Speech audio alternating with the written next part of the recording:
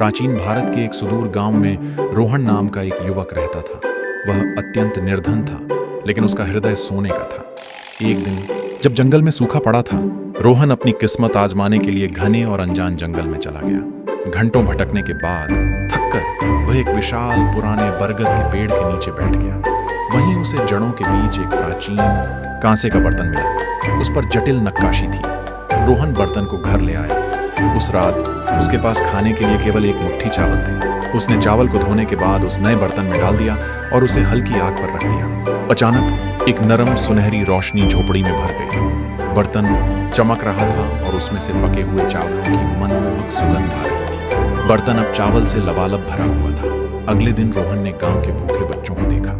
वह बर्तन को उनके पास ले गया और फिर से चमत्कार हुआ। बर्तन ने सभी के लिए पर्याप्त भोजन बनाया। जल्द ही रोहन हर दिन गांव के गरीबों और जरूरतमंदों को भोजन कराने लगा। लेकिन यह खबर गांव के लालची साहूकार हरखचंद तक भी पहुंची।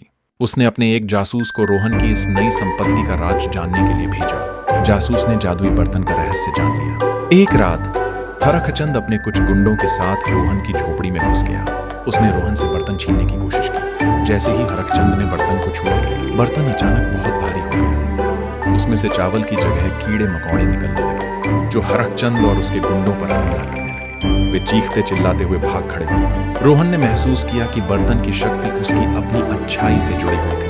उसने प्रण लिया कि वह हमेशा इस जादुई उपहार का उपयोग दूसरों की भलाई के लिए करेगा।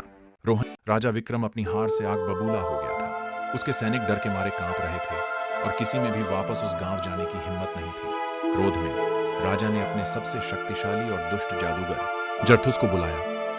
जरथुस अपनी काली शक्तियों के लिए जाना जाता था। राजा ने उससे वादा किया, वह बर्तन मेरे लिए लाओ और मैं तुम्हें आधा राज्य दूंगा। जरथुस अहंकार से हंसा और गांव की ओर चल पड़ा। वह जानता था कि साधारण बल से काम नहीं चलेगा। उसने गांव में पहुंचकर अपनी माया का जाल बिछाया। उसने सोने और हीरों के पहाड़ों के भ्रम पैदा किए, स्वादिष्ट व्यंजनों से भरी मेजें सजाई और हवा में सुंदर अप्सराओं को नचाया। उसने रोहन से कहा, यह बर्तन मुझे दे दो और यह सब तुम्हारा हो सकता है। लेकिन रोहन का दिल शुद्ध था। उसने शांति से उत्तर दिया, मुझे धन का लालच नहीं है, यह बर्तन गांव की भलाई के लिए है। जरथुस का अहंकार टूट गया। उसने गुस्से में अपनी काली शक्तियों का आह्वान किया। उसने आग के गोले और जहरीले धुएं को रोहन की ओर भेजा। लेकिन जैसे ही ये हमले बर्तन के पास पहुंचे, बर्तन एक तेज रोशनी के साथ चमक उठा और सारी काली शक्तियों को अपने अंदर समा लिया। फिर बर्तन ने एक शक्तिशाली भ्रम पैदा किया, जो सीधे जरथुस के मन पर हावी हो गया। जादूगर ने खुद को एक बूढ़े शक्तिहीन भिखारी के रूप में देखा, जिसे कोई नहीं पूछता था। अपनी सबसे बड़ी हार के डर से जरथुस चीख पड़ा और पागलों की तरह जंगल में भाग गया। रोहन और गांव वालों ने एक बार फिर देखा कि सच्ची शक्ति अच्छाई और संतोष में है, न कि लालच और काली कलाओं में। जरथुस की हार के बाद राजा विक्रम का घमंड चूर चूर हो गया। उसके राज्य में अकाल और गरीबी फैल रही थी, क्योंकि उसका सारा ध्यान सिर्फ जादुई बर्तन पर था।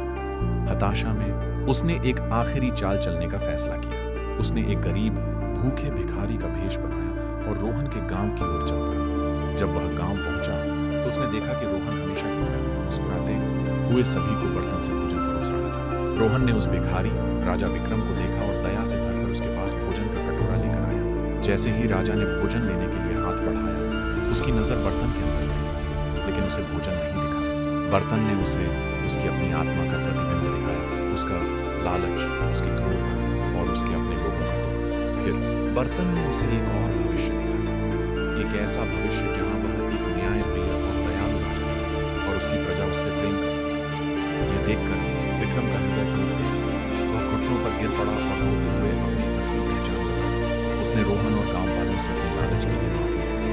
रोहन ने मुस्कुराते हुए कहा, राजा, इस बर्तन का असली जादू भोजन बनाना नहीं, बल्कि दिलों में अच्छाई जगाना। राजा विक्रम को बदला हुआ इंसान बनकर अपने राज्य में उसने अपनी प्रजा की सेवा में अपना जीवन समर्पित किया और रोहन ने हमेशा की तरह अपने गांव की सेवा जारी रखी, ये जानते हुए कि सबसे बड़ा जादू किसी बर्तन में नहीं, बल्कि इंसान के अपने